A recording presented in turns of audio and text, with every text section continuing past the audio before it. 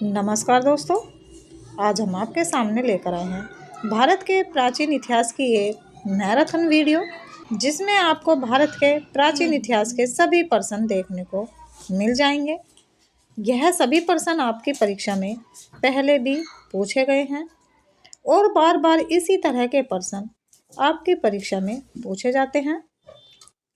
तो चलिए जान लेते हैं भारत के प्राचीन इतिहास से क्या क्या प्रश्न बनते हैं।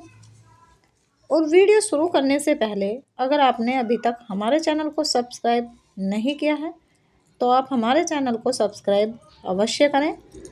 इसी तरह के वीडियो देखने के लिए हमारे चैनल को सब्सक्राइब कर सकते हैं, इसी तरह की वीडियो देखने के लिए।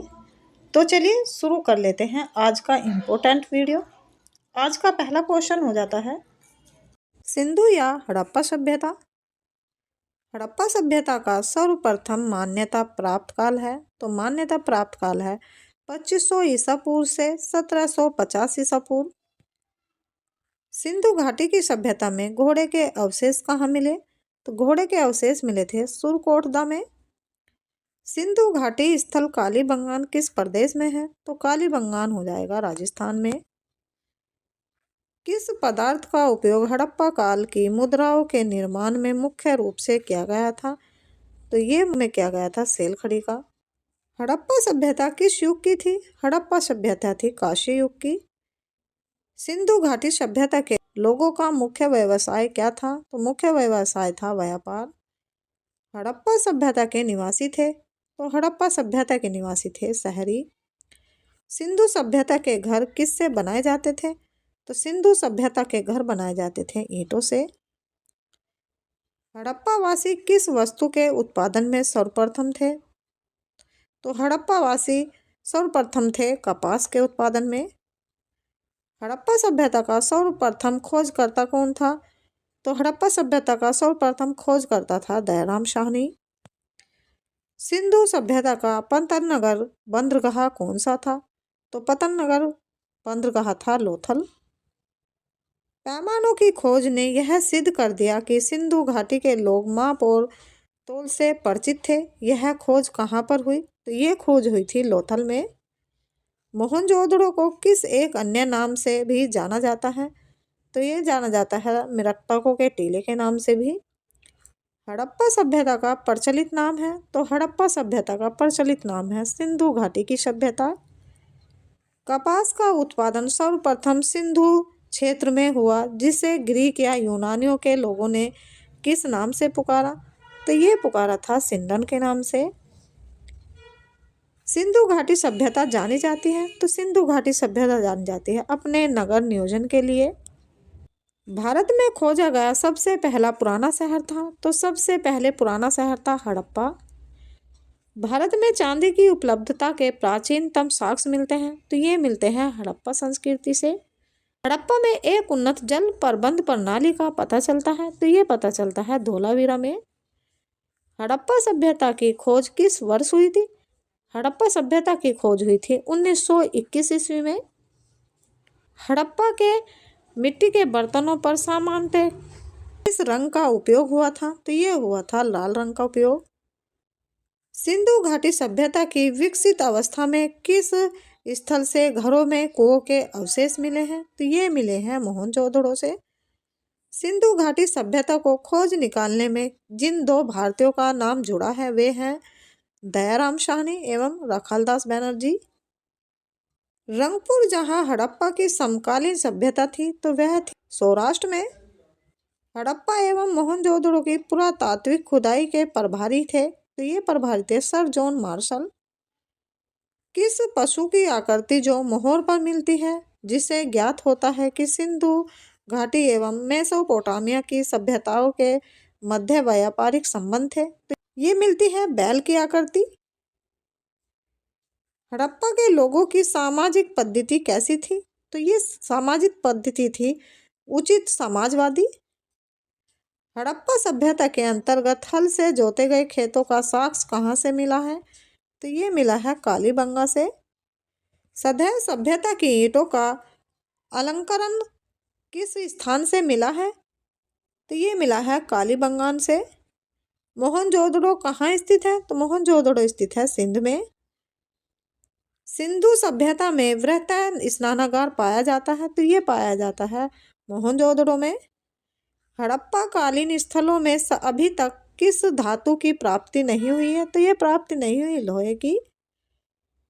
किस पशु के अवशेष सिंधु घाटी सभ्यता में प्राप्त हुए हैं? तो ये प्राप्त हुए हैं गाय के अवशेष। स्वतंत्रीय उत्तरो भारत में सबसे अधिक संख्या में हड़प्पा युगीन स्थलों की खोज किस प्रांत में हुई है? तो ये हुई थी गुजरात में। किस हड़प्पा कालीन स्थल से नित्य मुद्रा वाली स्त्री की कांस्य मूर्ति प्राप्त हुई है? तो ये हुई थी मोहनजोदड़ो से। हड़प्पा वासी किस धातु से परिचित नहीं थे? तो ये परिचित नहीं थे लोहे से। किस हड़प्पा कालीन स्थल से युगल सावधान का साक्ष्य मिला है? तो ये मिला है लोथल से। मानव समाज विलक्षण है कि यह मुख्यतः अस्थित होता है, तो यह होता है संस्कृति पर।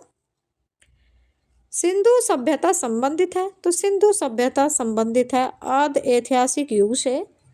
सिंधु घाटी की सभ्यता गैर आर्य थी क्योंकि वह थी नगरीय सभ्यता। सिंधु घाटी सभ्यता को आर्यों से पूर्व रखे जाने का महत्वपूर्ण कारक है, तो यह हो जाता है मृदभांड। सिंधु घाटी सांस्कृतिक वैदिक सभ्यता से भिन्न थी क्योंकि इसके पास विकसित शहरी जीवन की सुविधाएं थी। हड़प्पा संस्कृति की जानकारी का मुख्य स्रोत है, तो मुख्य स्रोत हो जाता है पुरातात्विक खुदाई। सिंधु घाटी के निवासियों की सभ्यता को जानने का मूल स्रोत है वहाँ पाए गए हैं, तो वहाँ पाए गए थे बर्तन, जेवर, हथियार तथा औजार। भारत में चांदी की उपलब्धता के प्राचीनतम साक्ष्य मिलते हैं, तो ये साक्ष्य मिलते हैं हड़प्पा संस्कृति में। हड़प्पा में मिट्टी के बर्तनों पर सामान्यतः किस रंग का उपयोग हुआ था? तो ये उपयोग हुआ था लाल रंग का। मूर्ति पूजा का आरंभ कब से माना जाता है? तो ये माना जाता है पूर्व आर्यों से। विशाल स्नानागार किस पुरातत्व स्थल से पाया गया था? तो ये पाया गया था मोहनजोदड़ो से। हड़प्पा सभ्यता स्थल लोथल स्थित है, तो ये स्थित है गुजरात में। धोलावीरा किस राज्य में स्थित है? तो धोलावीरा स्थित है गुजरात में। कौन सा हड़प्पा नगर 3 भागों में विभक्त है?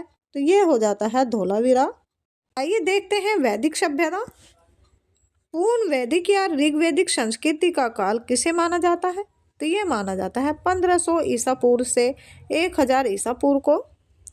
उत्तर वैदिक संस्कृति का काल किसे माना जाता है? तो ये माना जाता 1000 ईसा पूर्व से 600 ईसा पूर्व को। आर्य शब्द का शताब्दिक अर्थ है, तो आर्य शब्द का शताब्दिक अर्थ है श्रेष्ठ या कुलीन। किस फसल का ज्ञान वैदिक काल के लोगों को नहीं था? तो वैदिक काल के लोगों को नहीं था तंबाकू की फसल का ज्ञान। उत्तर काल के वैदिक विरोधी और ब्राह्मण विरोधी धार्मिक अध्यापकों को किस नाम से जाना जाता था? तो ये जाना जाता था सरमन के नाम से। वैदिक गणित का महत्वपूर्ण अंग है, तो महत्वपूर्ण अंग हो जाता शुल्ब सूत्र। किस वेद में प्राचीन वैदिक युग की संस्कृति के बारे में सूचना दी गई है? तो ये दी गई है ऋग्वेद में। वेदों की संख्या कितनी है? तो वेदों की संख्या है 4। भारत के राष्ट्रीय में प्रयुक्त होने वाले शब्द सत्यमेव जयते किस उपनिषद के से लिया गए हैं? तो ये लिए गए मुंडक उपनिषद से। ऋग्वेदिक कार्यों का मुख्य व्यवसाय क्या था? तो मुख्य व्यवसाय था पशुपालन। भारतीय संगीत का आदि ग्रंथ कहा जाता है, तो ये कहा जाता है सामवेद को। आइए देखते हैं प्रमुख दर्शन और उनके प्रवर्तक। तो दर्शन ये हो जाते हैं और ये हो जाते हैं उनके प्रवर्तक। तो दर्शन देख लेते हैं। सांख्य प्रवर्तक हो जाते हैं कपिल। न्याय के प्रवर्तक हो जाते हैं गौतम। चारवाक के प्रवर्तक हो जाते हैं चारवाक। योग के प्रवर्तक हो जाते हैं पतंजलि। पूर्व मीमांसा के प्रवर्तक हैं जैमिनी। उत्तर मीमांसा के प्रवर्तक हैं बादरायण। वैशेषिक वैशेषिक के प्रवर्तक हैं कणाद। प्रथम विधि निर्माता कौन है? तो प्रथम विधि निर्माता है मनु। कृष्ण भक्ति का प्रथम या प्रधान ग्रंथ है तो ये हो जाता है श्रीमद् भगवत गीता। ऋग्वेद में संपत्ति का प्रमुख रूप क्या है? तो ऋग्वेद में संपत्ति का प्रमुख रूप हो जाता है गोधन। ऋग्वेद के किस मंडल में शूद्र का उल्लेखन पहली बार मिलता है? तो ये मिलता है 10वें ऋग्वेद में। तो की ऋचाओं का पढ़ने वाले ऋषि को क्या कहते हैं? इस ऋषि को कहते हैं होत्र। ऋग्वेद का संबंध किससे है? तो ऋग्वेद का संबंध हो जाता है ईश्वर महिमा से। ऋग्वेद में कुल मंडल है तो ऋग्वेद में कुल मंडल हैं 10। ऋग्वेद में कुल सूक्तियां हैं तो सूक्तियां हो जाती हैं 1028। ऋग्वेद में कुल ऋचाएं हैं तो ऋचाएं हो जाती हैं 1580। ऋग्वेद में इंद्र के लिए ऋचाएं हैं तो इंद्र के लिए ऋचाएं हो जाएंगी 250। ऋग्वेद में अग्नि के लिए ऋचाएं हैं तो अग्नि के लिए ऋचाएं हो जाएंगी 200। सबसे पुराना वेद कौन सा है? तो सबसे पुराना वेद है ऋग्वेद। वेदों की संख्या 4 है, ऋग्वेद, सामवेद, यजुर्वेद तथा अर्थवेद। इनमें सबसे प्राचीन वेद ऋग्वेद है। त्रिय नाम है तो त्रिय नाम हो जाता है 3 वेदों का। ऋग्वेद, यजुर्वेद तथा सामवेद को वेद त्रिय या त्रिय कहा जाता है। किस वेद ग्रंथ में वर्ण शब्द का सर्वप्रथम नामोल्लेखन मिलता है? तो ये मिलता है ऋग्वेद में। भारत का सबसे प्राचीन धर्म ग्रंथ कौन सा है? तो ये है वेद। अथर्व का अर्थ क्या है? अथर्व का अर्थ है पवित्र जादू। पूर्व मीमांसा दर्शन के प्रतिपादक कौन है? तो ये हो जाते हैं जैमिनी। सबसे प्राचीन पुराण कौन सा है? तो सबसे प्राचीन पुराण है मत्स्य पुराण। ब्राह्मण ग्रंथों में सबसे प्राचीन ग्रंथ कौन सा है? तो ब्राह्मण ग्रंथों में सबसे प्राचीन ग्रंथ है शतपथ ब्राह्मण। वर्ण अवस्था से संबंधित पुरुष सूक्त मूलतः पाया जाता है तो ये पाया जाता है ऋग्वेद में। गोपथ ब्राह्मण संबंधित है तो ये संबंधित है अथर्ववेद से। उपनिषदों का मुख्य विषय है तो मुख्य विषय हो जाता है दर्शन। निचेकता आख्यान का उल्लेखन मिलता है तो ये मिलता है कठोपनिषद में। पुराणों की संख्या कितनी है? तो पुराणों की संख्या हो जाती है 18। वैदिक धर्म का मुख्य लक्ष्य किसकी उपासना से था? तो ये था प्राकृतिक से।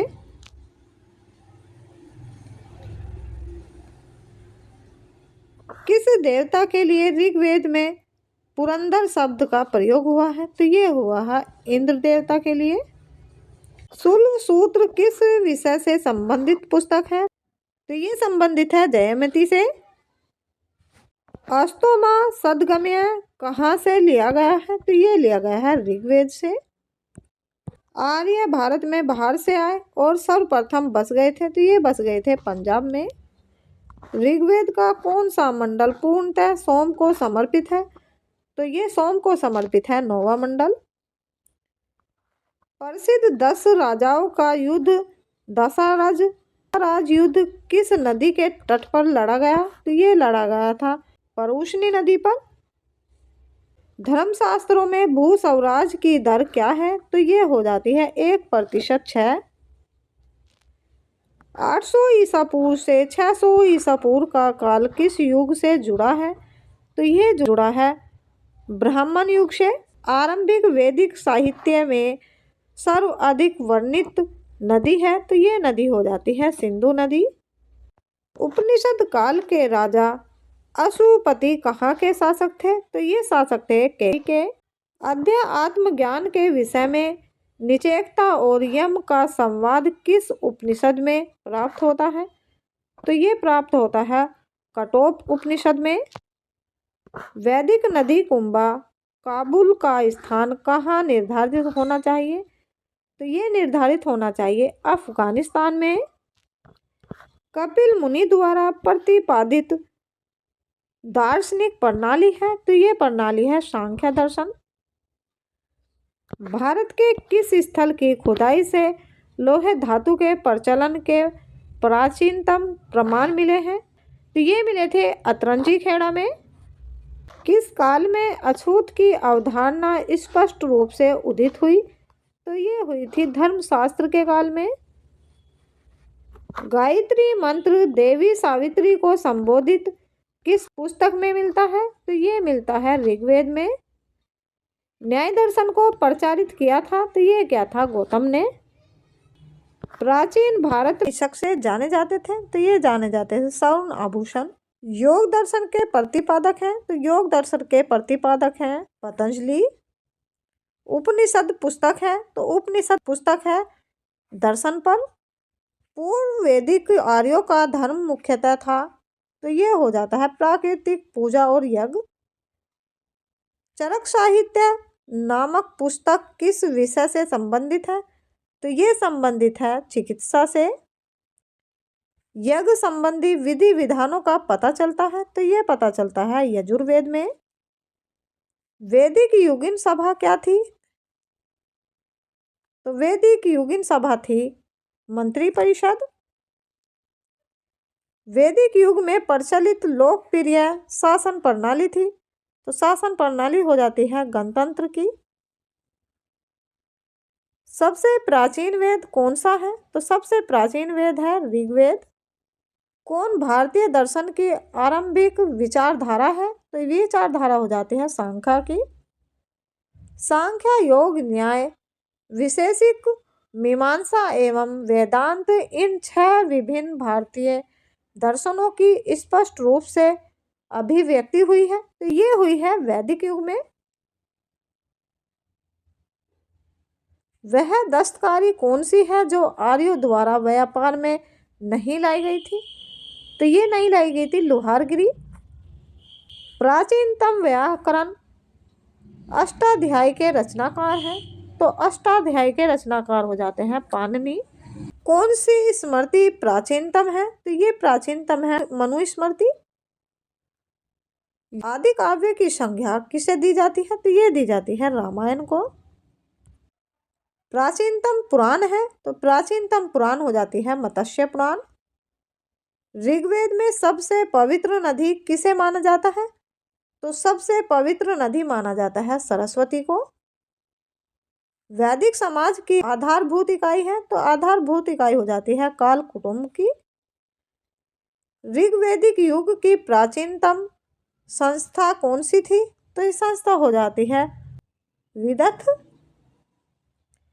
ब्राह्मण ग्रंथों में सर्वाधिक प्राचीन कौन है? तो सर्वाधिक प्राचीन हो जाते हैं शतपथ ब्राह्मण।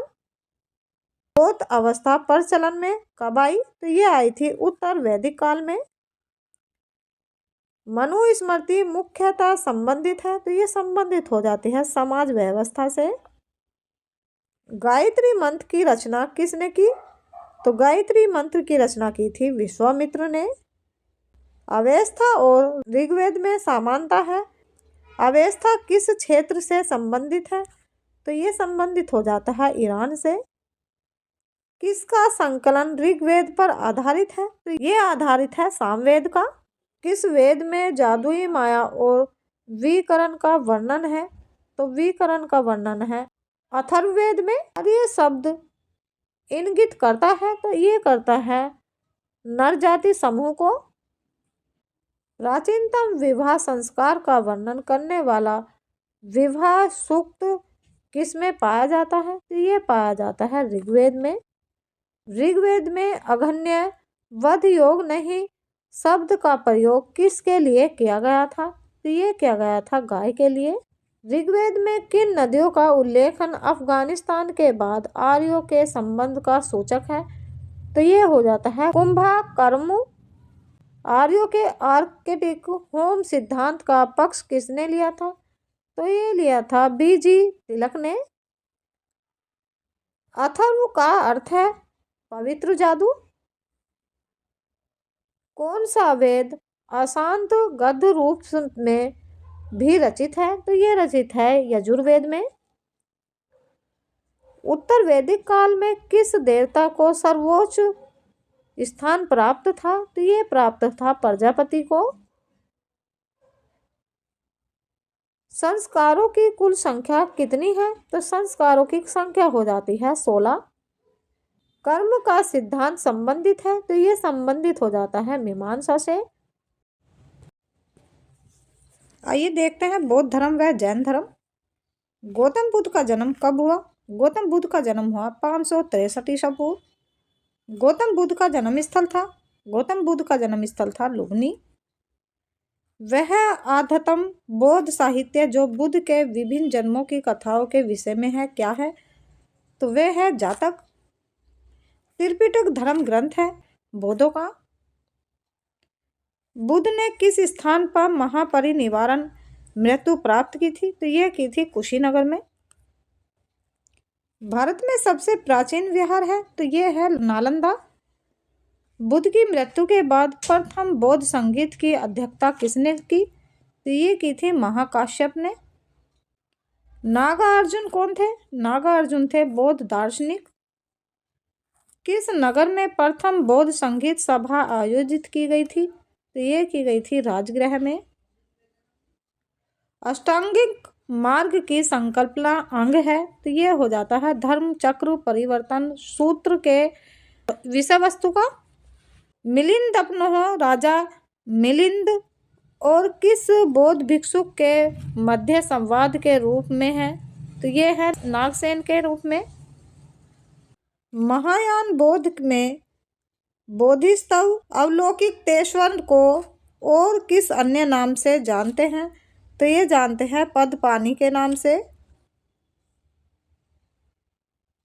बौद्ध धर्म तथा जैन धर्म दोनों ही विश्वास करते हैं कि कर्म तथा पुनर्जन्म के सिद्धांत सही हैं। कनिष्क के शासनकाल में चतुर्बौद्ध संगीत सभा किस नगर में आयोजित की गई थी? कुंडलवन कश्मीर में। तृतीय बौद्ध संगीत कहाँ आयोजित हुई? तो यह हुई थी पाटलिपुत्र में। बौद्ध के जीवन से जुड़े प्रतीक देख लेते हैं। हाथी का प्रतीक हो जाता है बुद्ध के गर्भ में आने का प्रतीक। कमल हो जाता है जीवन का प्रतीक। सांड यौवन का प्रतीक। घोड़ा हो जाता है गृह त्याग का प्रतीक। पीपल ज्ञान का प्रतीक। शेर हो जाता है समृद्धि का प्रतीक। पदचिन्ह हो जाता है निर्वाण का प्रतीक। स्तूप हो जाता है मृत्यु का प्रतीक। गौतम बुद्ध का गुरु कौन था? गौतम बुद्ध का गुरु था आलार कलाम। बुद्ध में वैराग्य भावना किस 4 दृश्यों के कारण बलवंत हुई? तो ये बलवंत हुई थी बूढ़ा, रोगी, लाश, सन्यासी। बुद्ध ने सर्व अधिक उपदेश कहाँ दिए? सबसे अधिक उपदेश दिए थे श्रावस्ती में। बौद्ध शिक्षा का केंद्र था विक्रमशिला। भारत में सबसे बड़ा बौद्ध स्तूप कहाँ स्थित है? तो ये स्तूप स्थित है सांची में। शासक ने बौद्धों के लिए विख्यात विक्रमशिला विश्वविद्यालय की स्थापना की थी? तो ये की थी धर्मपाल ने। किसके द्वारा तृतीय बौद्ध संगीत को संरक्षण प्रदान किया गया था? तो ये किया गया था अशोक द्वारा। बौद्ध ग्रंथ पिटकों की रचना किस भाषा में की गई है? तो ये की गई है पाली भाषा में। कश्मीर में कनिष्क के शासनकाल में जो बौद्ध संगीत आयोजित हुई थी उसकी अध्यक्षता किसने की थी? तो उसकी अध्यक्षता की थी वसुमित्र ने। मठ मंदिर और स्तूप किस धर्म से संबंधित हैं? तो ये संबंधित है बौद्ध धर्म से। बौद्ध धर्म एवं जैन धर्म दोनों के उपदेश किसके शासनकाल में दिए गए थे? तो ये दिए गए थे बिंबिसार के शासनकाल में। गौतम बुद्ध ने अपना प्रथम उपदेश कहाँ दिया था? तो गौतम बुद्ध ने अपना प्रथम उपदेश दिया था सारनाथ में। बौद्ध धर्म ग्रहण करने वाली पहली महिला कौन थी? तो पहली महिला थी महाप्रजापति गौतमी। बोध गया स्थित है, तो बोध गया स्थित है बिहार में। जातक किसका ग्रंथ है? तो जातक ग्रंथ है बौद्धों का। सिद्धांत बौद्ध को ज्ञान प्राप्ति कहाँ हुई थी? ज्ञान प्राप्ति हुई थी बोध गया में। सारनाथ में बुद्ध का प्रथम प्रवचन कहलाता है, तो ये कहलाता है धर्म चक्र परिवर्तन। बौद्ध धर्म ने समाज के किन वर्गों पर महत्वपूर्ण प्रभाव डाला? महत्वपूर्ण प्रभाव डाला था महिला और शूद्र पर। बुद्ध के गृह त्याग का प्रतीक है, तो बुद्ध के गृह त्याग का प्रतीक है घोड़ा। गौतम बुद्ध द्वारा भिक्षुकनी संघर्ष की स्थापना कहाँ की गई थी? तो ये की गई थी कपिलवस्तु में। सर्वप्रथम शून्यवाद, शून्यता का सिद्धांत का प्रतिपादन करने वाला बौद्ध दार्शनिक का नाम है, तो बौद्ध दार्शनिक नाम है नागार्जुन।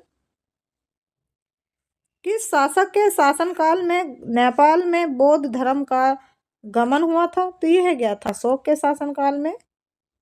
सांची क्यों विख्यात है? तो सांची विख्यात है सबसे बड़ा बौद्ध स्तूप के लिए। किस भाषा का ज्यादा प्रयोग बौद्धवाद के विचार के लिए किया गया है? तो ये किया गया है पाली का।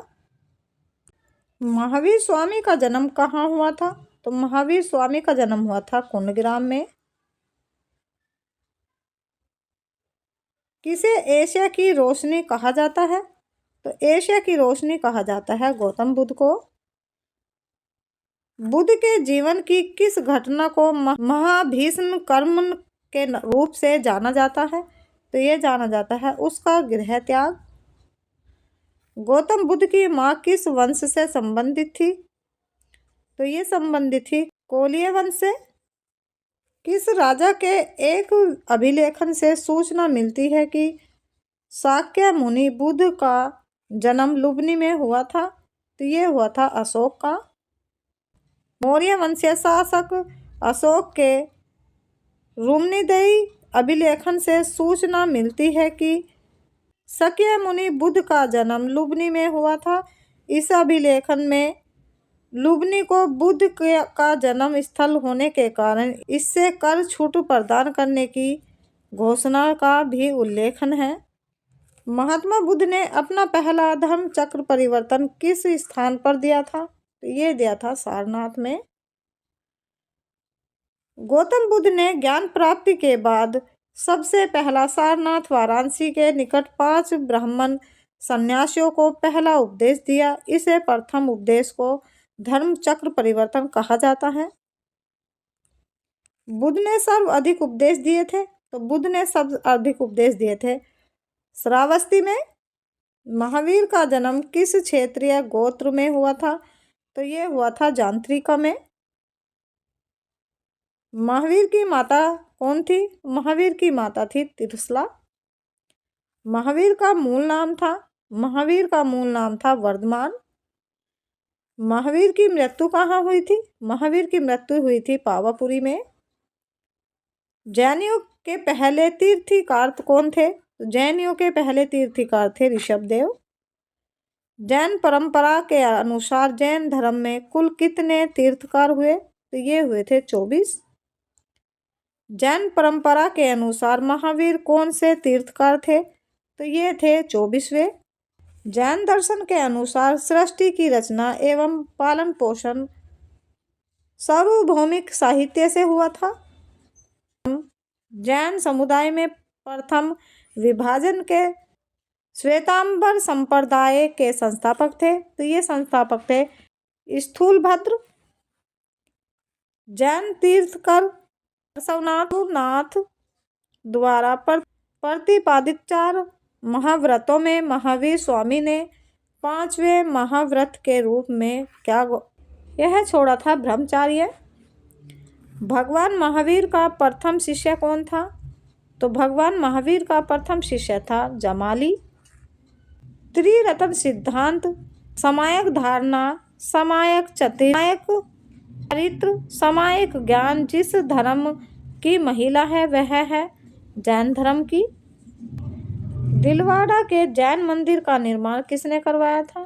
तो दिलवाड़ा के जैन मंदिर का निर्माण करवाया था चालुक्यों सोलंकियों ने। कौन सबसे पूर्वकालिक जैन ग्रंथ कहलाता है? तो ये कहलाता है 14 पूर्ण ग्रंथ। जैन साहित्य को कहा जाता है? तो जैन साहित्य को कहा जाता है आगम। जैन ग्रंथ कल्प सूत्र के रचयिता हैं? तो इसके रचयिता है भद्रबाहु। अनेकांतवाद किसका क्रोड केंद्रीय सिद्धांत एवं दर्शन है?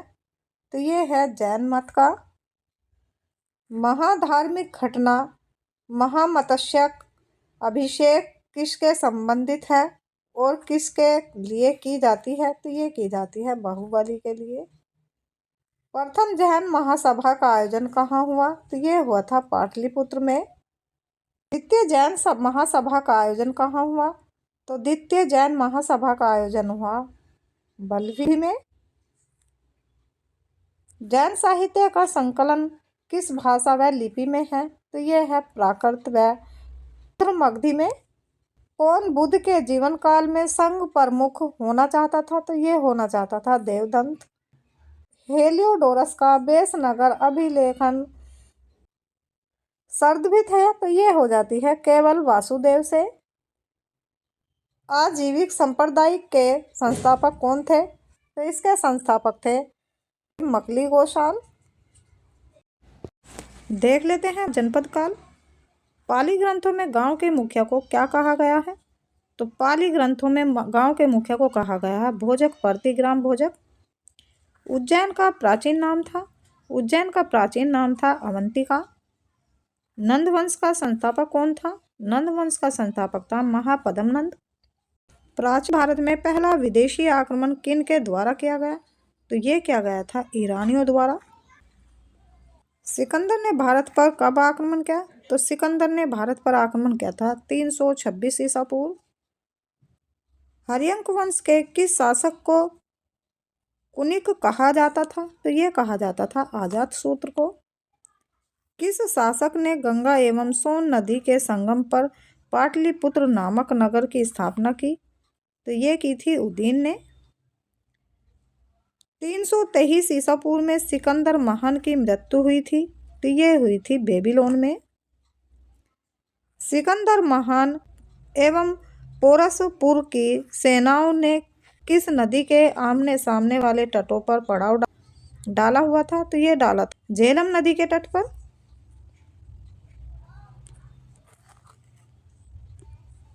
किस प्रकार का मध्य भांड पटरी भारत में द्वितीय नागरिक शहरीकरण के प्रारंभ का प्रतीक माना गया है? तो यह माना गया है उत्तरी काले पालिशकृत बर्तन। मगध की प्रथम राजधानी कौन सी थी? मगध की प्रथम राजधानी थी ग्रीव्रज राजगृह।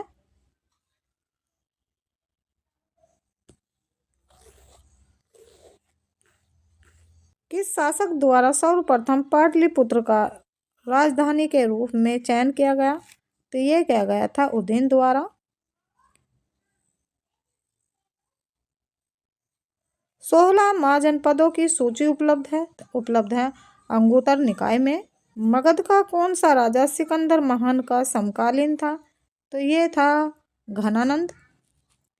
प्रथम मगध साम्राज्य का उत्कर्ष किस सदी में हुआ था? तो ये हुआ था 6ठी सदी ईसा पूर्व में। सिकंदर के आक्रमण के समय उत्तर भारत पर किस राजवंश का शासन था? तो ये था नंद वंश का। ईसा पूर्व 6ठी सदी में प्रारंभ में भारत का सर्वप्रथम शक्तिशाली नगर राज्य था? तो ये था मगध। नंदवंश का अंतिम सम्राट कौन था? नंदवंश का अंतिम सम्राट था घनानंद। भारत में सिक्कों मुद्रा का प्रचलन कब हुआ? तो यह हुआ था 600 ईसा पूर्व में। अभिलेखनीय साक्ष्य में से प्रकट होता है कि नंद राजा के आदेश से एक नहर खोदी गई थी। तो ये खोदी गई थी कलिंग में। पहला ईरानी शासक जिसने भारत के कुछ भागों को अपने अधीन किया था? तो ये क्या था डेरियस ने।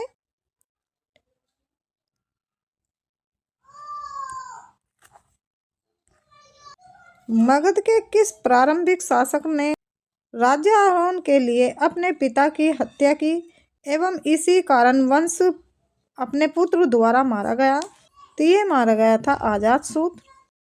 किस शासक ने अवंती को जीतकर मगध का हिस्सा बना दिया था? तो ये बनाया था शिशुनाग ने। 16 महाजनपदों का उल्लेखन करता है, तो ये करता है अंगुत्तर निकाय। विश्व का पहला गणतंत्र वैशाली किसके द्वारा स्थापित किया गया? तो ये किया गया था लिच्छवी द्वारा। प्राचीन श्रावस्ती का नगर विनाश किस आकृति का है? तो ये हो जाएगा अर्ध चंद्राकार। मगध के सबसे प्राचीन वंश के संस्थापक कौन थे?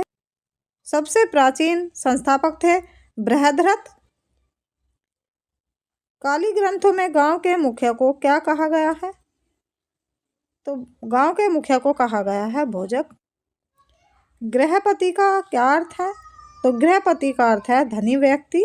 आइए देखते हैं जैन संगीतिया। तो संगीतिया हो जाती हैं संगीत, समय, स्थल और अध्यक्ष। तो संगीत प्रथम संगीत हो जाता है, उस समय हो जाता है चंद्रगुप्त मौर्य के समय, और स्थल हो जाता है पाटलिपुत्र।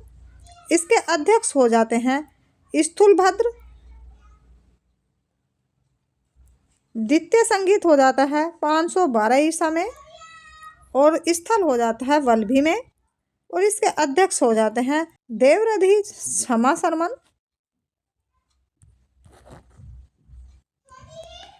बौद्ध संगीतियाँ देखते हैं। ये संगीत हो जाते हैं, ये समय हो जाता है, ये शासक, यह स्थान और ये इनके अध्यक्ष। तो प्रथम संगीत देख लेते हैं। समय हो जाता है 483 ईसा पूर्व, शासक हो जाता है अजातशत्रु, स्थान हो जाता है राजगृह, और इनके अध्यक्ष हो जाते हैं महाकश्यप। द्वितीय संगीत देख लेते हैं। ये हो जाता है द्वितीय संगीत। समय हो जाता है 383 ईसा पूर्व, शासक हो जाता है कालाशोक, स्थान हो जाता है वैशाली, अध्यक्ष हो जाते हैं सौरकामनी। ये हो जाता है तृतीय संगीत। समय हो जाता है 251 ईसा पूर्व, शासक हो जाता है अशोक, स्थान हो जाता है पाटलिपुत्र, अध्यक्ष हो जाते हैं मोगलीपुत्र। चौथा संगीत देख लेते हैं। इस समय हो जाता है प्रथम सदी ईसा, शासक हो जाता है कनिष्क, स्थान हो जाता है कुंडलवन, और अध्यक्ष हो जाते हैं वसुमित्र। आइए देखते हैं महाजनपद और उनकी राजधानी।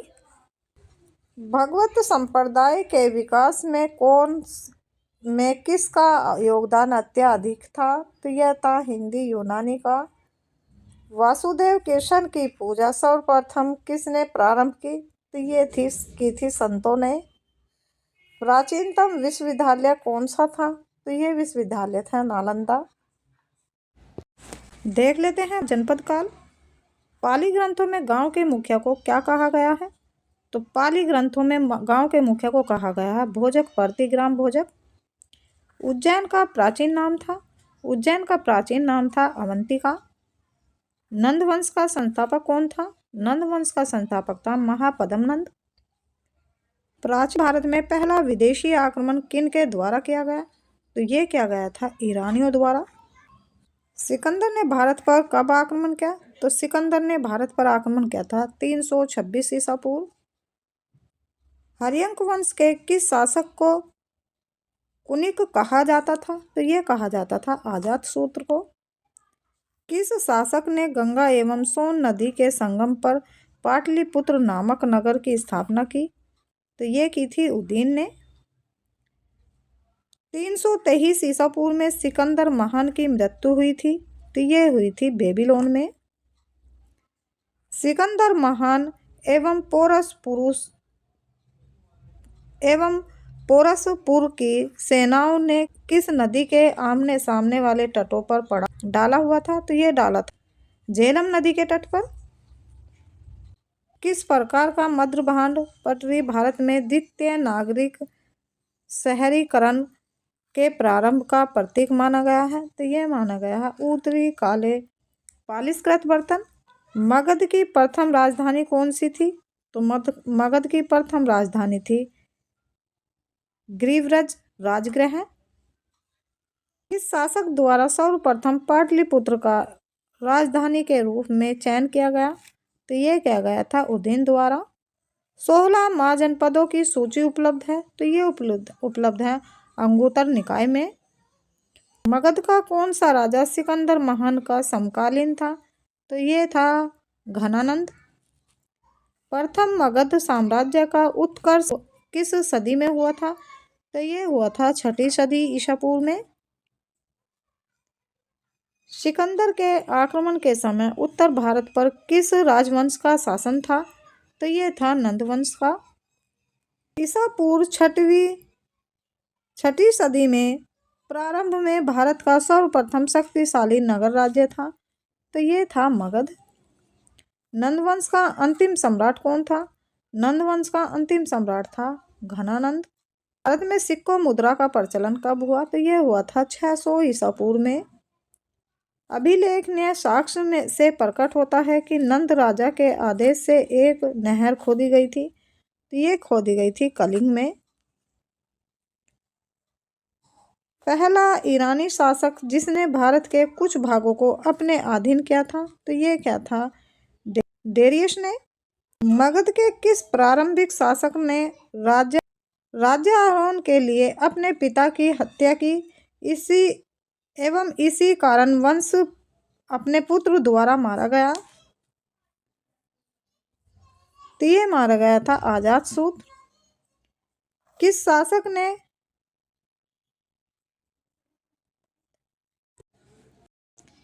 शासक ने अवंती को जीतकर मगध का हिस्सा बना दिया था? ये बनाया था शिशुनाग ने।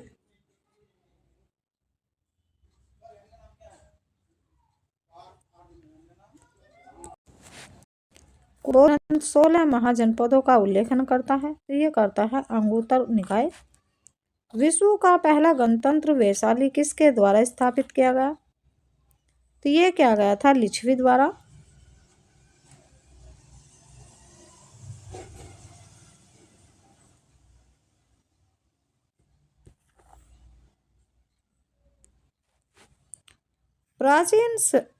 प्राचीन श्रावस्ती का नगर विनाश। प्राचीन श्रावस्ती का नगर विनाश किस आकृति का है? तो ये हो जाएगा अर्ध चंद्राकार। मगध के सबसे प्राचीन वंश के संस्थापक कौन थे? तो सबसे प्राचीन संस्थापक थे बृहद्रथ। काली ग्रंथों में गांव के मुखिया को क्या कहा गया है? तो गांव के मुखिया को कहा गया है भोजक। गृहपति का क्या अर्थ है? तो गृहपति का अर्थ है धनी व्यक्ति। आइए देखते हैं जैन संगीतिया। तो संगीतिया हो जाती हैं संगीत, समय, स्थल और अध्यक्ष। तो संगीत प्रथम संगीत हो जाता है, उस समय हो जाता है चंद्रगुप्त मौर्य के समय, और स्थल हो जाता है पाटलिपुत्र। इसके अध्यक्ष हो जाते हैं स्थूलभद्र। द्वितीय संगीत हो जाता है 512 ईसा में, और स्थल हो जाता है वल्लभी में, और इसके अध्यक्ष हो जाते हैं देवर्धि क्षमा सरवन।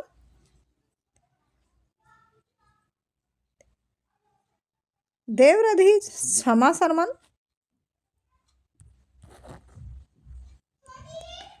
बौद्ध संगीतियाँ देखते हैं, तो ये संगीत हो जाता है, ये हो जाता है समय, और ये इसके शासक, ये स्थान, और ये उसके अध्यक्ष। देख लेते हैं बौद्ध। ये संगीत हो जाते हैं, ये समय हो जाता है, ये शासक, यह स्थान, और ये उनके अध्यक्ष। तो प्रथम संगीत देख लेते हैं। समय हो जाता है 483 ईसा पूर्व। शासक हो जाता है अजातशत्रु। स्थान हो जाता है राजगृह, और इनके अध्यक्ष हो जाते हैं महाकश्यप। द्वितीय संगीत देख लेते हैं। ये हो जाता है द्वितीय संगीत। समय हो जाता है 383 ईसा पूर्व। शासक हो जाता है कालाशोक। शासक हो जाता है कालाशोक। स्थान हो जाता है वैशाली। अध्यक्ष हो जाते हैं सौरकामनी। ये हो जाता है तृतीय संगीत। समय हो जाता है 251 ईसा पूर्व।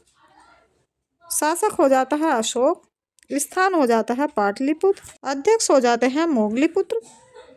चौथा संगीत देख लेते हैं। इस समय हो जाता है प्रथम सदी ईसा, शासक हो जाता है कनिष्क, स्थान हो जाता है कुंडलवन और अध्यक्ष हो जाते हैं वसुमित्र।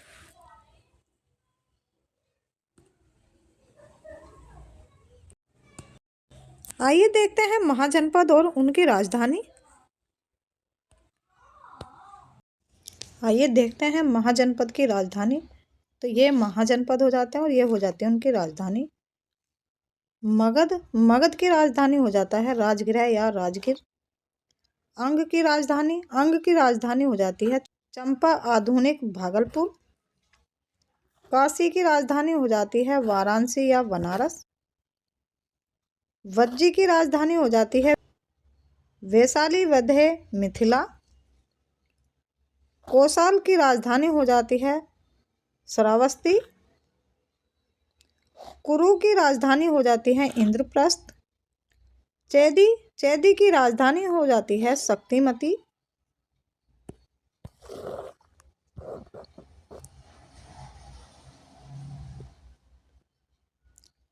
मल की राजधानी हो जाती है कुशीनगर एवं पावा। अस्मक की राजधानी हो जाती है पौधन्या या पोतन। वत्सक की राजधानी हो जाती है कोसम। पांचाल की राजधानी हो जाती है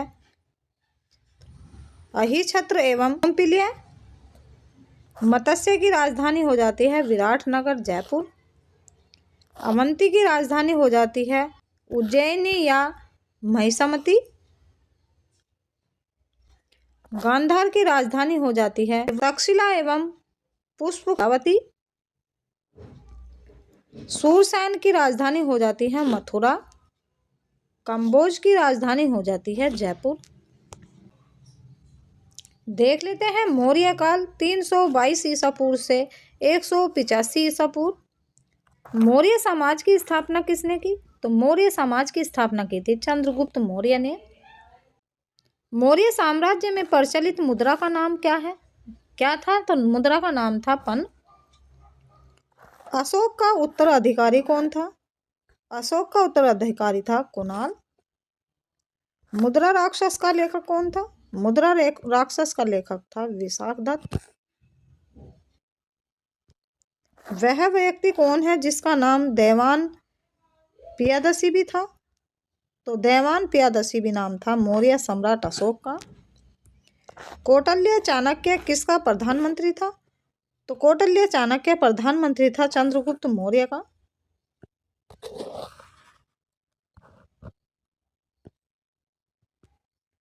कलिंग विजय के उपरांत अशोक महान ने किस धर्म को अंगीकार कर लिया था?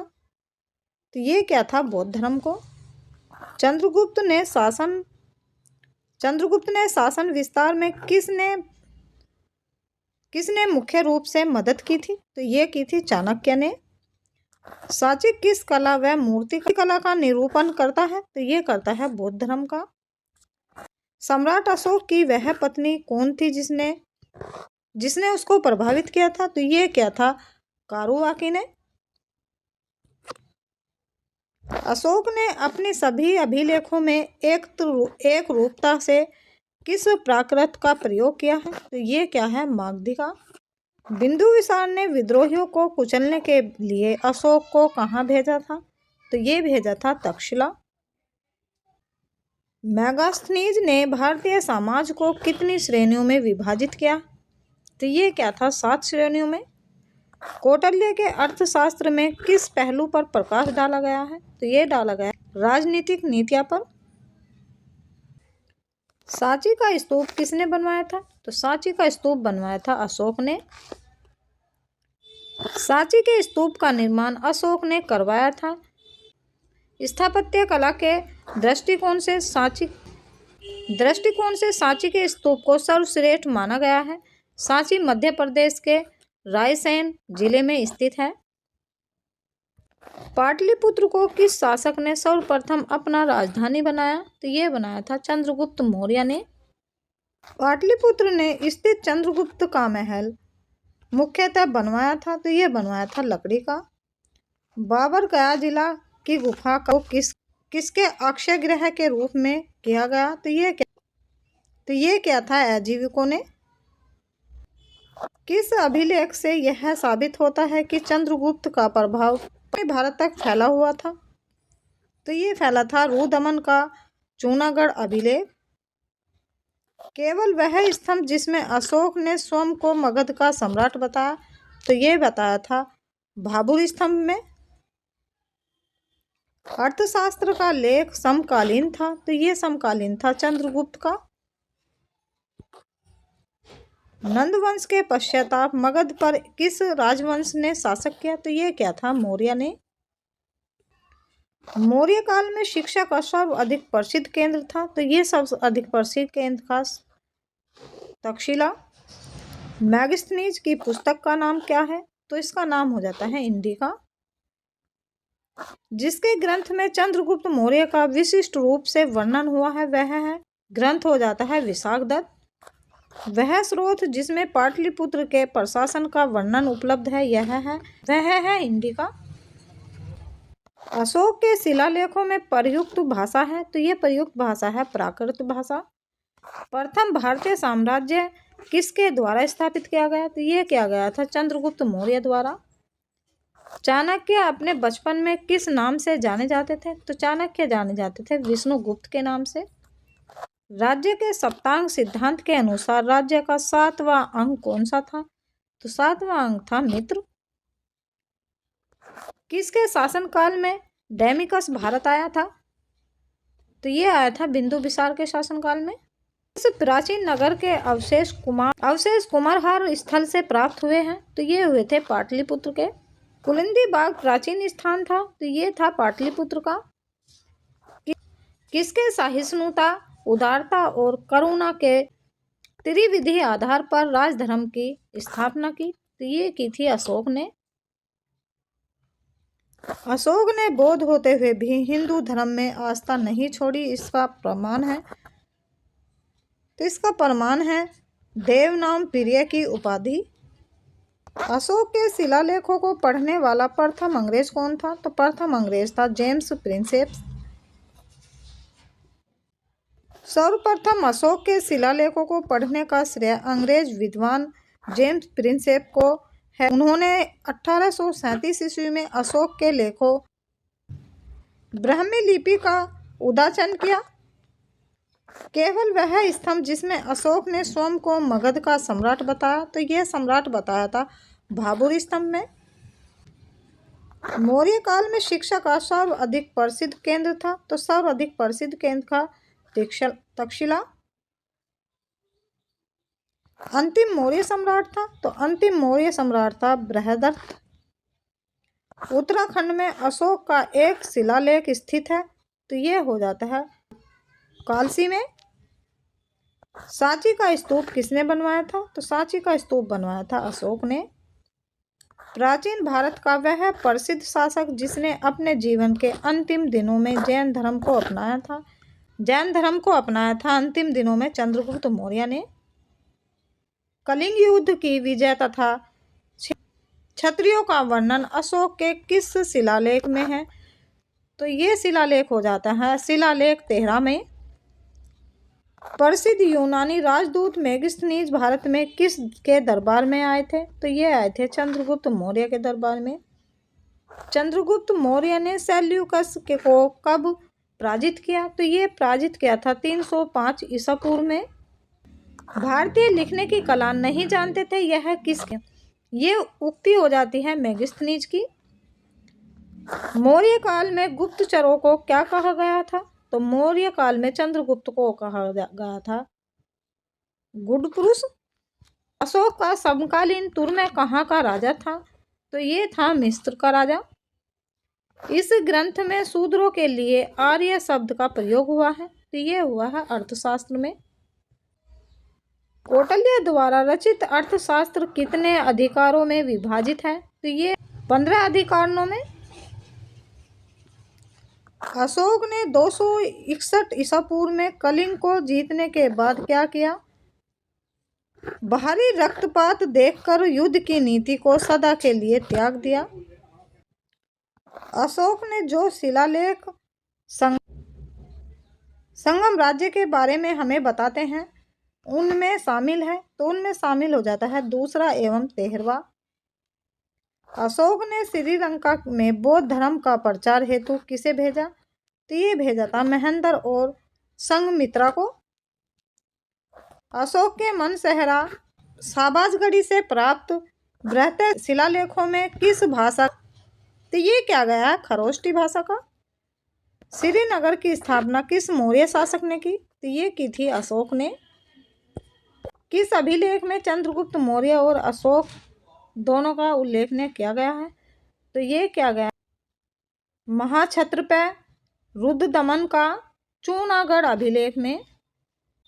आइए देखते हैं मौर्य उत्तरकाल 185 ईसा पूर्व से 319 ईसा पूर्व। अंतिम मौर्य सम्राट बृहदत्त की हत्या कर किसने शुंग वंश की स्थापना की? तो ये की थी पुष्यमित्र ने। कानव वंश का संस्थापक कौन था? तो इसका संस्थापक था वासुदेव। सातवाहन वंश का संस्थापक कौन था? तो इसका संस्थापक था सिमुख।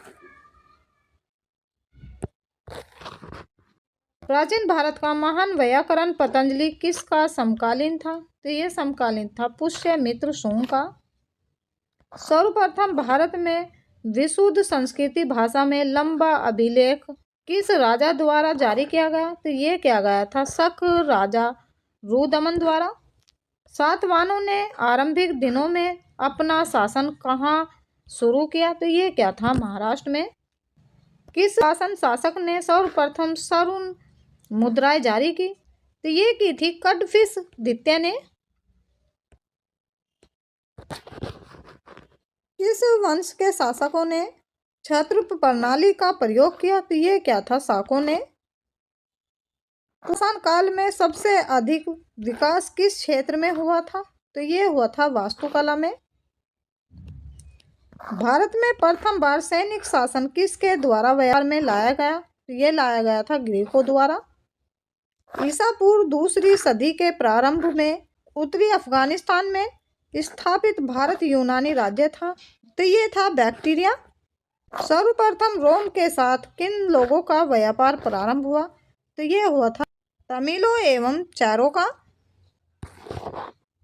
सातवाहनों ने पहले स्थानीय अधिकारों के रूप में काम किया था। तो ये क्या था मौर्य के अधीन। वह महानतम कुपाषाण नेता कौन था जो बौद्ध बन गया था? तो ये बन गया था कनिष्क।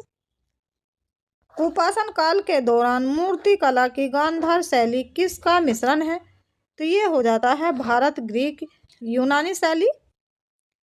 रोम साम्राज्य के अनुसरण पर किस वंश के शासकों ने केसर श्रीज की उपाधि ग्रहण की? तो ये की थी कुषाण ने। प्राचीन भारत में किसने नियमित रूप से सोने के सिक्के चलाए? तो ये चलाए थे कुपाषाण ने।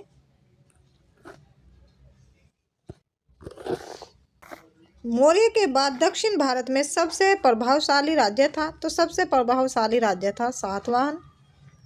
बुद्ध की खड़ी प्रतिमा किस काल में बनवाई गई? तो ये बनाई थी कुपाषाण काल में। शुंग वंश के बाद किस वंश ने भारत पर राज किया? तो ये क्या था कण्व ने। किस चीनी जनरल ने कनिष्क को हराया था? ये हराया था पैन चाओ ने। उत्तरी तथा उत्तर पश्चिमी भारत के सर्वाधिक संख्या में तांबे के सिक्कों को जारी किया था। तो ये क्या था कुषाणों ने। विक्रम संवत कब से प्रारंभ हुआ? तो ये हुआ था 57 ईसा पूर्व से। सातवाहन शासकों की राजकीय भाषा थी? तो ये राजकीय भाषा थी प्राकृत। जो कला शैली भारतीय और ग्रीक यूनानी शैली का सम्मिश्रित है उसे कहते हैं गांधार। कनिष्क की राजधानी थी पुरुषपुर।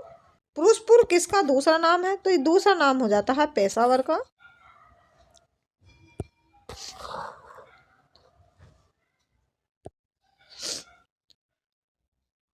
चरक किसके राज्य चिकित्सित थे? तो ये चिकित्सित थे कनिष्क के।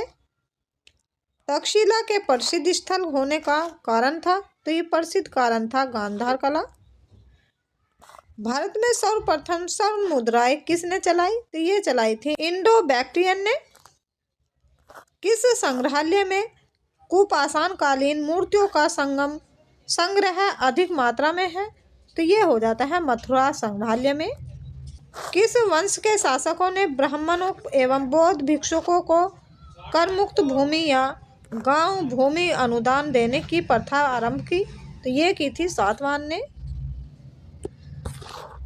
भारतीय रंगमंच में यमनी का पर्दा का शुभारंभ किसने किया, तो ये क्या था यूनानियों ने। भारतीयों के महान रेशम मार्ग किसने आरंभ कराया, तो ये कराया था कनिष्क ने। संघ सावंत का प्रारंभ किस सम्राट के शासनकाल में 78 ईसा से हुआ था, तो ये हुआ था कनिष्क के शासनकाल में। तक्षशिला विश्वविद्यालय स्थित है, तक्षशिला विश्वविद्यालय स्थित है भारत में। वर्तमान में तक्षशिला पाकिस्तान के रावलपिंडी जिले में स्थित है। प्राचीन काल में यह शिक्षा का प्रमुख केंद्र था। चाणक्य चरक आदि ने यही शिक्षा प्राप्त की थी। प्राचीन काल में कलिंग का महान शासक कौन था, तो महान शासक था खारवेल। बुद्ध का किसके सिक्कों पर अंकन हुआ, तो यह हुआ था कनिष्क के। योधे सिक्कों पर किस देवता का अंकन मिला था, तो यह मिला था कीर्तिके का। कनिष्क के सारनाथ बुद्ध प्रतिमा अभिलेखन की तिथि क्या है, तो ये तिथि है 81 ईसा सन।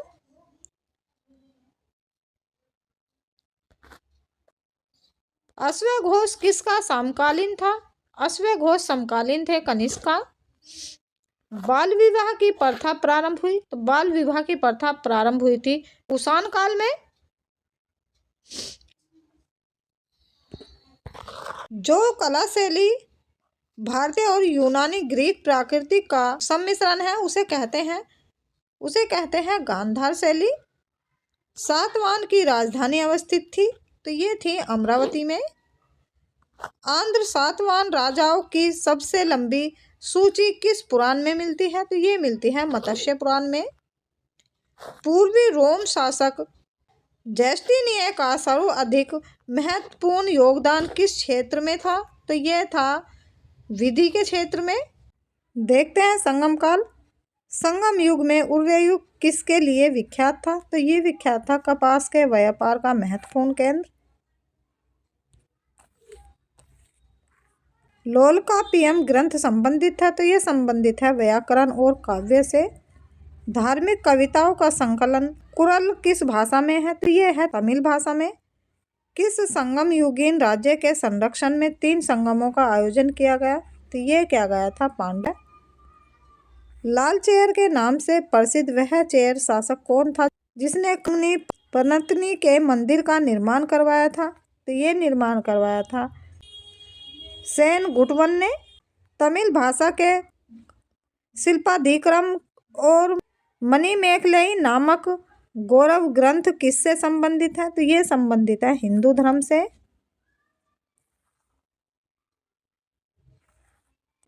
तमिल भाषा के शिल्पाधिकारम और मणिमेखलाई नामक गौरव ग्रंथ किससे संबंधित है, तो ये संबंधित है हिंदू धर्म से।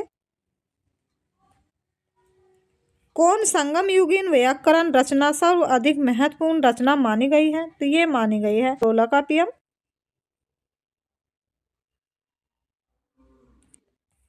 मुजरिस किस राज्य का प्रमुख बंदरगाह था, तो ये बंदरगाह था चैर का।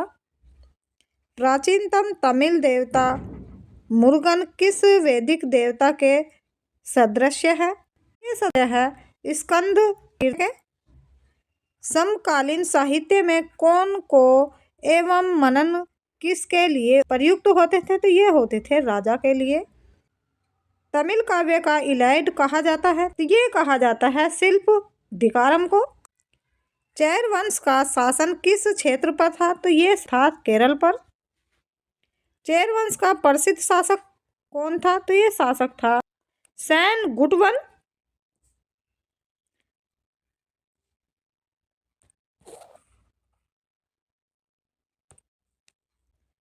चोल वंश का प्रसिद्ध शासक कौन था? तो चोल वंश का प्रसिद्ध शासक था कैरिकाल।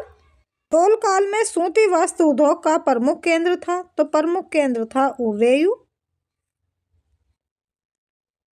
लोल का पीएम की रचना किसने की? तो इसकी रचना की थी लोल का पियर ने। चोल काल में सर्वोच्च न्यायालय को क्या कहा जाता था? ये कहा जाता था मनरम। पांडवों की राजधानी क्या थी? पांडवों की राजधानी थी मदुरै। तमिल का गौरव ग्रंथ जीविक चिंतामणि किससे संबंधित है? तो ये संबंधित है जैन धर्म से।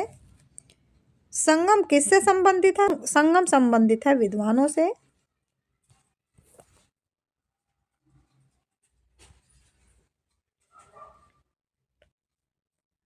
स्ट्रैबो के अनुसार संगम युग के किस वंश के शासक ने रोम सम्राट ऑगस्टस के दरबार में 20वीं ईसा पूर्व के लगभग अपना एक दूत भेजा? ये भेजा था पांडव नरेश ने। तमिल काव्य का उड़ीसी किसे कहा जाता है? तो ये कहा जाता है मणि मैकले को। पूहर कावेरी पट्टनम की स्थापना किसने की? ये स्थापना की थी कैरिकाल ने। प्राचीनतम तमिल देवता मुरुगन किस वैदिक देवता के सदृश्य है? तो ये है स्कंद कीर्तिके के।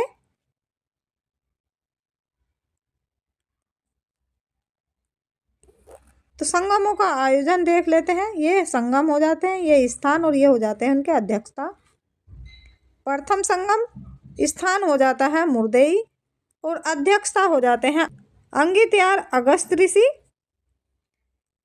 द्वितीय संगम हो जाता है कापटूपुरम आवले, अध्यक्ष हो जाते हैं अंगित्यार अगस्त ऋषि। द्वितीय संगम स्थान हो जाता है मदुराई, अध्यक्षता हो जाती है निकिर। अगला देख लेते हैं गुप्त काल 319 ईसा पूर्व से 540 ईसा पूर्व। गुप्त वंश का संस्थापक कौन था? तो गुप्त वंश का संस्थापक था श्री गुप्त। गुप्त किसके सामान थे?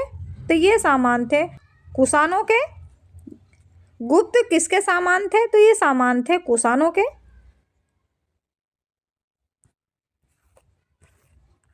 गुप्त शासन के दौरान ऐसा व्यक्ति कौन था जो एक महान खगोल विज्ञानी और गणितज्ञ था? तो यह था आर्यभट्ट। गुप्त शासकों की सरकारी दरबारी भाषा थी, तो ये भाषा थी संस्कृत। गुप्त वंश का वह राजा कौन था जिसने हुनों को भारत पर आक्रमण करने से रोका? तो ये रोका था स्कंदगुप्त ने। गुप्त राजवंश किस लिए प्रसिद्ध था? तो ये प्रसिद्ध था कला एवं स्थापत्य के लिए। अजंता कलाकृतियां किससे संबंधित है? तो ये संबंधित है गुप्त काल से। कवि कालिदास किसके राजकवि थे? तो ये राजकवि थे चंद्रगुप्त द्वितीय और विक्रमादित्य के। अजंता चित्रकारी की विषय वस्तु किससे संबंधित है? तो ये संबंधित है बौद्ध धर्म से। उत्तर गुप्त युग में जो विश्वविद्यालय प्रसिद्ध हुआ वह था नालंदा। एरन अभिलेखन का संबंध किस शासक से है? तो ये हो जाता है भानुगुप्त से। फायान किसके शासनकाल में भारत आया था? तो ये आया था चंद्रगुप्त द्वितीय के शासनकाल में। भारतीय संस्कृत का स्वर्ण युग था, तो ये था गुप्त काल। फायान कहाँ का निवासी था? तो फायान था चीन का निवासी। सेतुबंध का रचनाकार प्रवरसेन द्वितीय किस वंश का शासक था? तो ये शासक था वाकाटक का। किस गुप्तकालीन शासक को कविराज कहा गया? तो ये कहा गया था समुद्रगुप्त को। स्कंदगुप्त को किस स्तंभ लेख में सक्रोपम कहा गया? ये कहा गया था कोहोम स्तंभ लेख में। फायान और हेवनसांग ने किनके राज्यों को देखा?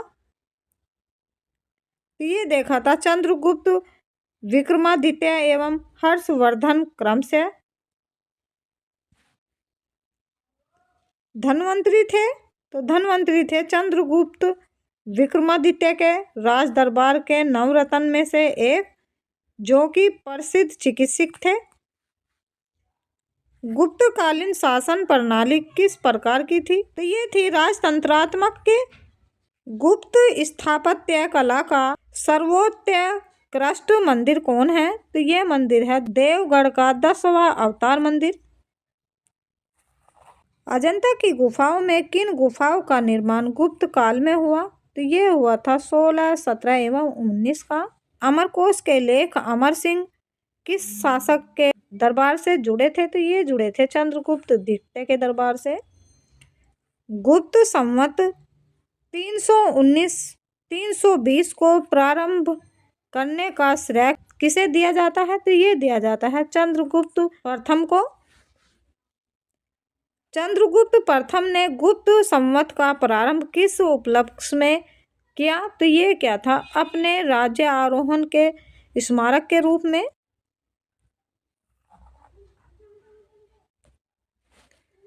नगरों का क्रमिक पतन किस काल की एक महत्वपूर्ण विशेषता थी? तो ये थी गुप्त काल की। किस वंश के शासकों ने मंदिरों एवं ब्राह्मणों को सबसे अधिक ग्राम अनुदान में दिए थे? तो ये दिए थे गुप्त वंश के। दिल्ली के मेहरौली के कुवैत उल इस्लाम मस्जिद के प्रांगण में स्थित प्रसिद्ध लौह स्तंभ किसकी स्मृति है? तो ये है चंद्रगुप्त की। कालिदास द्वारा रचित मालविका गिनमित्र नाटक का गायक था? तो ये था अग्निमित्र। समुद्रगुप्त की सैनिक उपलब्धियों का वर्णन उसके किस अभिलेख में उपलब्ध है? तो ये है प्रयाग के। किस काल में स्त्रियों की पुरुषों से बराबरी थी? तो ये थी गुप्त काल में। भारत का नेपोलियन किसे कहा जाता है? तो ये कहा जाता है समुद्रगुप्त को।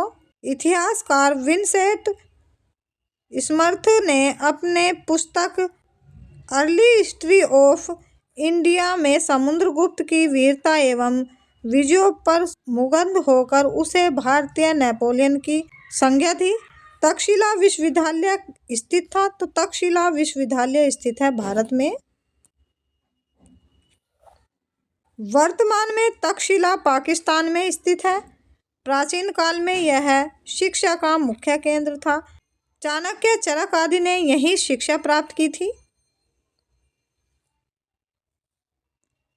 किस राजा का एक अन्य नाम देवगुप्त भी था? तो ये था चंद्रगुप्त द्वितीय का। प्रथम गुप्त शासक जिसने भगवत की उपाधि धारण की वह था? तो वह था चंद्रगुप्त द्वितीय।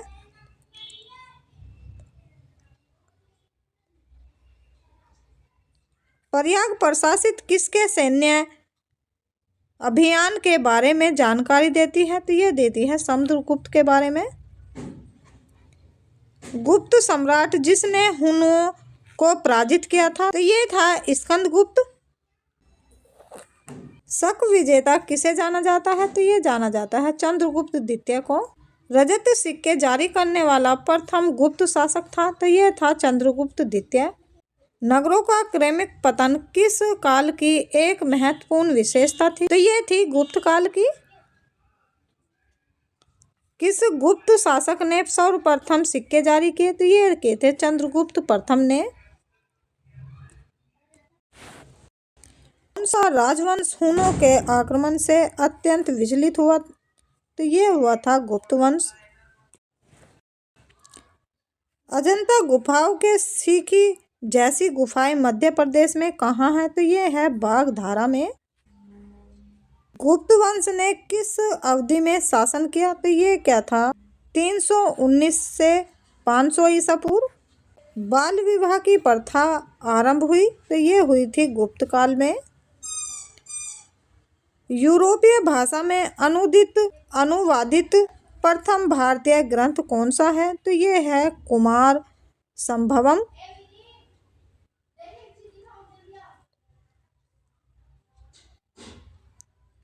सती प्रथा का पहला उल्लेखनीय कहाँ से मिलता है? तो ये मिलता है एरन अभिलेखन से। मिहिर कुल का संबंध था? तो ये संबंध है हुनों से। गुप्त राजा जिसने विक्रमादित्य की पदवी ग्रहण की थी? तो ये की थी चंद्रगुप्त द्वितीय ने। गुप्त काल में उत्तर भारतीय व्यापार किस पतन से संचालित हुआ था? तो ये हुआ था ताम्रलिप्ति से।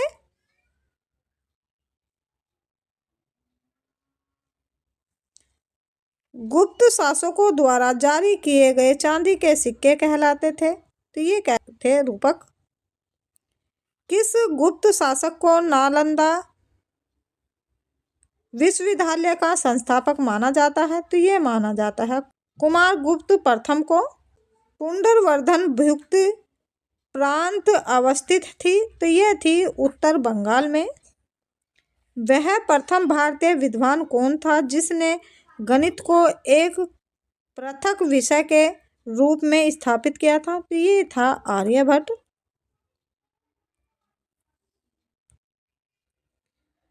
तांबा का सिक्का जारी करने वाला पहला गुप्त शासक कौन था? तो ये था रामगुप्त। कालिदास की किस कीर्ति की गिनती विषय की 100 प्रसिद्ध साहित्य कृतियों में होती है? तो ये होती है अभिज्ञान शाकुंतलम। वर्तमान गणित में दशमलव प्रणाली में आविष्कार का श्रेय किस युग को है? तो ये है गुप्त युग को। गुप्त काल में सर्वाधिक लोकप्रिय देवता कौन थे? तो ये थे विष्णु। महरौली दिल्ली स्थित लोहा स्तंभ का निर्माण किस सदी में हुआ? तो ये हुआ था चतुर्थ सदी में। कुमार संभव महाकाव्य किस कवि ने लिखा? तो ये लिखा था कालिदास ने। नालंदा विश्वविद्यालय की स्थापना का युग है? तो ये है गुप्त युग। गुप्त युग में भू स्वराज्य की दर थी? तो ये थी उपज का 6वां भाग। आइए देखते हैं गुप्त उत्तर काल। पुष्यभूति वंश या वर्धन वंश। पुष्यभूति वंश की स्थापना किसने की? तो ये की थी पुष्यभूति वर्धन ने। पुष्यभूति वंश का सबसे प्रतापी राजा कौन था? तो ये था हर्षवर्धन। हर्षवर्धन के समय कौन सा चीनी तीर्थयात्री भारत आया था? तो ये आया था ह्वेनसांग। चालुक्य राजा पुलकेशन द्वितीय को किसने पराजित किया था? तो ये क्या था नरसिंह वर्मन ने। किस व्यक्ति को द्वितीय अशोक कहा जाता है? तो ये कहा जाता है हर्षवर्धन को। बाणभट्ट किस सम्राट के राज दरबारी कवि थे? तो ये थे हर्षवर्धन के। ह्वेनसांग भारत में लगभग कितने साल रहा? तो ये रहा था 14 साल।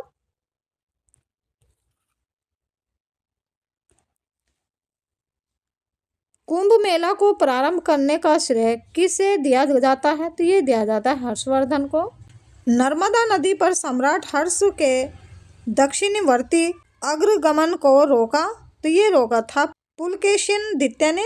चालुक्य शासक पुलकेशिन द्वितीय ने किस नदी के किनारे हर्षवर्धन को परास्त किया था? तो ये क्या था नर्मदा के किनारे। हर्ष के शासनकाल में उत्तर भारत का सबसे महत्वपूर्ण शहर कौन सा था? तो ये था कन्नौज। हर्ष की आत्मकथा किसने लिखी? तो ये लिखी थी बाणभट्ट ने। हर्षवर्धन अपनी धार्मिक सभा कहाँ किया करता था? तो ये करता था प्रयाग में। वर्धन वंश की राजधानी थानेश्वर किस प्रदेश में स्थित है? तो ये है हरियाणा में। हर्षवर्धन ने 606 ईस्वी में हर्ष संवत की स्थापना किस उपलक्ष्य में की थी? तो ये की थी अपने राज्य आरोहण के उपलक्ष्य में। ह्वेनसांग की भारत में यात्रा के समय सूती कपड़ों के उत्पादन के लिए सबसे प्रसिद्ध नगर था? तो सबसे प्रसिद्ध नगर था मथुरा। कवि बाणभट्ट निवासी था? तो कवि बाणभट्ट निवासी था थानेश्वर का। नागानंद का रचनाकार कौन था? तो इसके रचनाकार थे हर्षवर्धन। सम्राट हर्षवर्धन ने 2 महान धार्मिक सम्मेलनों का आयोजन किया था? तो ये क्या था कन्नौज व प्रयाग में।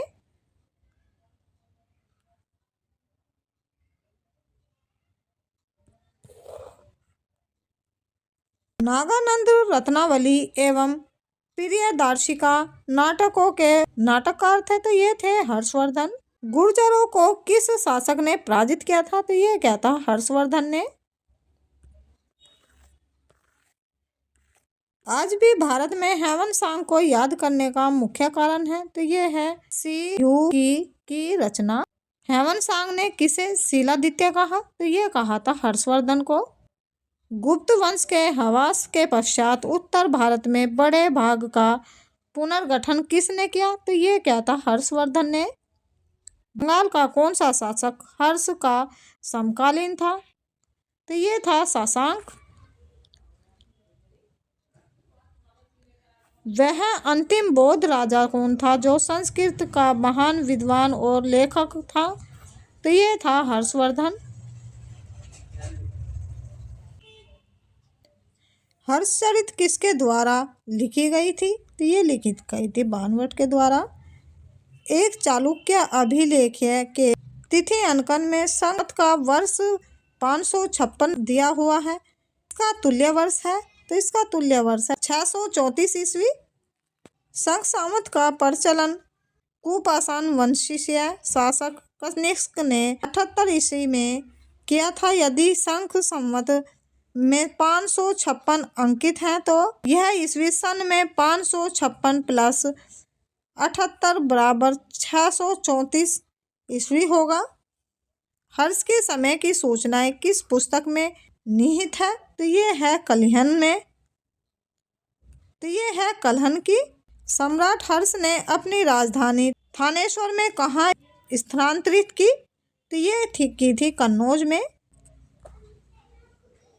उत्तर भारत में स्थित वह स्थान जहाँ हर्षवर्धन ने बौद्ध महासम्मेलन का आयोजन किया था, तो ये क्या था, प्रयाग में। नर्मदा नदी पर सम्राट हर्ष के दक्षिणवर्ती अग्रगमन को रोका, तो ये रोका था पुलकेशिन द्वितीय ने। कोशीय शब्द का प्रयोग किया गया, तो ये क्या गया था, रेशम के लिए। चीनी लेखक भारत का उल्लेखनीय किस नाम से करते हैं, तो ये करते हैं हिनेतु के नाम से। नालंदा विश्वविद्यालय के विनाश का कारण था, तो ये था मुसलमान। गुप्त उत्तरों युग में प्रमुख व्यापारिक केंद्र था, तो ये था कन्नौज। आदि शंकर जो बाद में शंकराचार्य बने, उनका जन्म हुआ था केरल में। आदि शंकराचार्य द्वारा स्थापित 4 मठ कहाँ स्थित है, तो 4 मठ स्थित हैं जोशी मठ, द्वारका, पुरी तथा श्रृंगेरी में। देख लेते हैं प्राचीन भारत विविध। किस विदेशी यात्री ने भारत का दौरा सबसे पहले किया था, तो ये क्या था, मैगस्थनीज ने। शून्य की खोज किसने की, तो शून्य की खोज की थी आर्यभट्ट ने।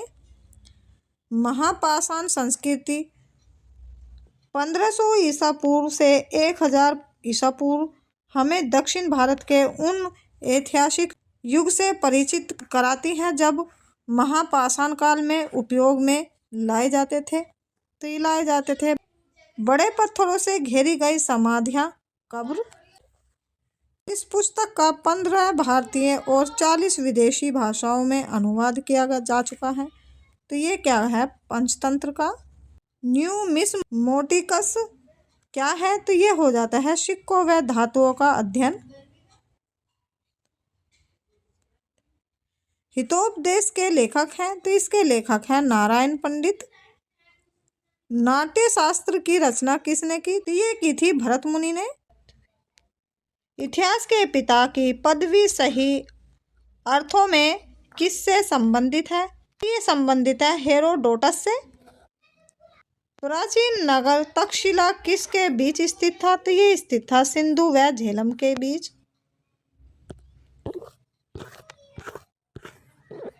वह अंग्रेज कौन था जिसने सर्वप्रथम भगवत गीता का अंग्रेजी में अनुवाद किया था, तो ये था चार्ल्स विल्किंस। पूरा पाषाण काल में आदि मानव के मनोरंजन के साधन थे, तो ये थे शिकार। किसको चालकोलिथिक एज कहा जाता है, तो ये कहा जाता है ताम्र पाषाण युग को। ईश्वरपन वासवदत्ता के लेखक थे। इसके लेखक थे भास। नालंदा विश्वविद्यालय किसके लिए विश्व प्रसिद्ध था? तो ये प्रसिद्ध था तर्कशास्त्र के लिए।